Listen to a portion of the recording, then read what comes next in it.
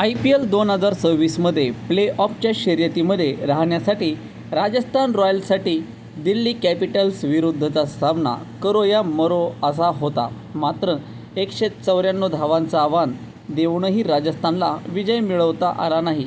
दिल्लीने 19.2 षटकांमध्येच 5 wickets गमावत 197 धावा करून शानदार विजय असा मिळवला आहे आणि राजस्थानच्या प्ले-ऑफच्या आशांवरती मोठा परिणाम या पराभवामुळे झाला आहे. शेवटच्या ओव्हरमध्ये आशुतोषने 2च बॉलमध्ये संपूर्ण सामना स्वतःच्या संघाच्या खिशामध्ये घातला.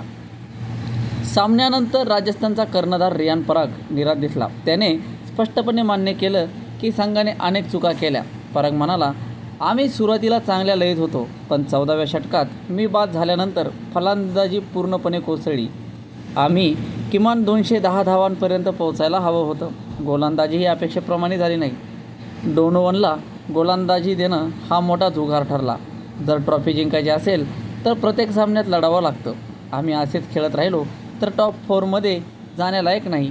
प्ले-ऑफ गमावला तर ती फक्त आमची चूक असेल, असं देखील यावेळी रियान पराग प्रामाणिकपणे बोलला.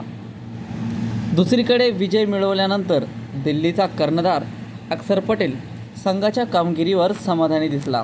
अक्षर पटेल म्हणाला, घरच्या मैदानावर विजय मिळवणं नेहमीच खास असतं. विशेषतः पराभवानंतर चाहत्यांचा पाठिंबा आमच्यासाठी महत्त्वाचा आहे. आज आमच्या सलामीवीरांनी चांगली भागीदारी केली, त्यामुळे मधल्या फळीवरील दबाव कमी झाला. याचमुळे आम्हाला सामना शेवटपर्यंत नियंत्रणामध्ये ठेवता आला. टाईम आऊटमध्ये आम्ही पुनरागमन कसं करायचं यावर सतत चर्चा करत होतो आणि मधल्या षटकांमध्ये आम्ही ते करून देखील दाखवलं. विशेष म्हणजे आमच्या तरुण खेळाडूंनी जबाबदारी उचलत विजयात मोठी भूमिका बजावली. तर मित्रांनो, असेच नवनवीन व्हिडिओ बघण्यासाठी आपल्या यूट्यूब चॅनलला लगेच सबस्क्राईब करा. भेटू पुढील व्हिडिओमध्ये. तोपर्यंत धन्यवाद.